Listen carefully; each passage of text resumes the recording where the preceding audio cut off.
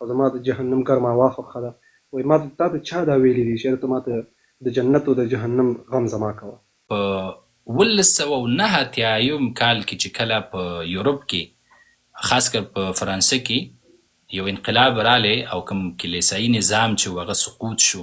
هغې نه وروسته چې دی دا نظریې رالی او دیو چې دی دا نظریې د مخکني فلاسفو نه واخیستلې او دا نظریې دي کې درې قسمه هغه اساسي درې قسمه نظریې پکې رالی. یوه نظریه په چې دی هغه دا وه چې هغې مطلقاً د رب العالمین نه انکار وکړو چې بالکل کریټر نشته دی،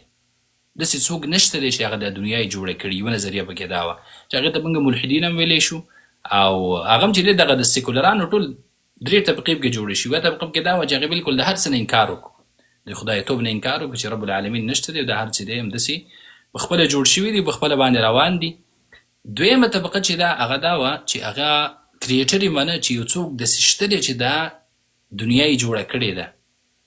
دا مخلوقات او کائنات پیدا کړي دي، خو د رسالت نه انکار وکړو چې دا رسولان دا نشته دی او دا بس د پخوانو خلکو قصې دي او د هیڅ حقیقت نه لري. درېیمه ډله هغه داسې وه چې هغه رب العالمین یې ومنو چې یو کریټر هم شته دی، یو څوک داسې شته دی چې هغه د دنیا یې جوړه کړې، دا کائنات یې پیدا کړي دي، ما او تا یې پیدا کړي او رسالت هم شته دی. خو دین چې دی او یا دغه د رسالت او د دین کوم احکام چې دي دا د انسان باندې بعد د کلیسا نه بعد د مسجد نه چې دی نه تطبیقیږي. عبادت چې دی دا به صرف په کلیسا کې کوي او یا د دین کوم احکام چې به دې باندې تطبیقیږي هغه صرف دغې پورې محدود شو. او بار چې د انسان د مسجد نه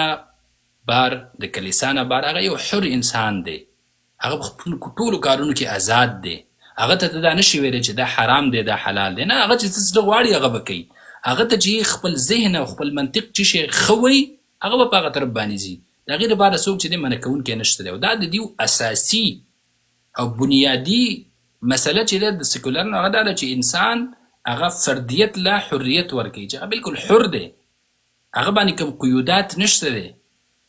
او دا چې دی بالکل د اسلام سره مخالفه نظریه ده. نو بیا په دې سیکولرانو کې چې دی کوم چې عیسایانو ته ځان عیسویت ته ځان منسوبوي هغې هم دغه یوه نظریه ده چې مثلا زه که چېرته عبادت ته مې زړه وشو نو زه به کلیسا ته ځم، کلیسا کې به کوم چې کلیسا نه بهر راووتلم بیا هم هغه دین نه تطبیقېږي،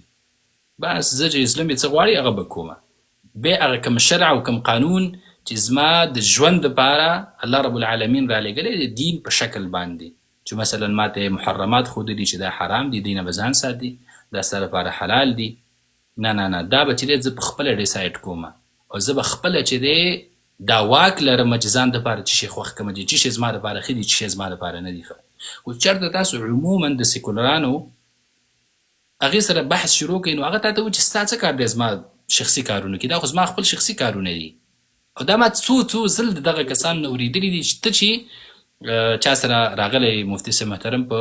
لایف کې یو چا دې تپوس وکړه چې ته مونځ کوې که نه یې کوې، نو هغه ویل چې دا خو زما شخصي مسله ده او دا زه ولې تا ته وویمه. نو دغه ټولو خلکو دغه یو فکر دی چې دا شیونه زما شخصي دي،